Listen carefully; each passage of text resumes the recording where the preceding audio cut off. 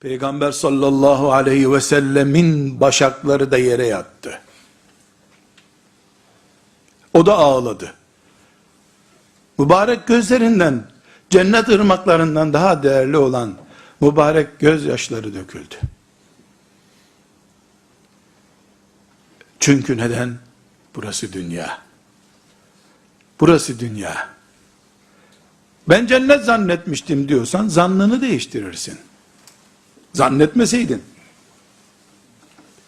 Dünyadayız kardeşlerim.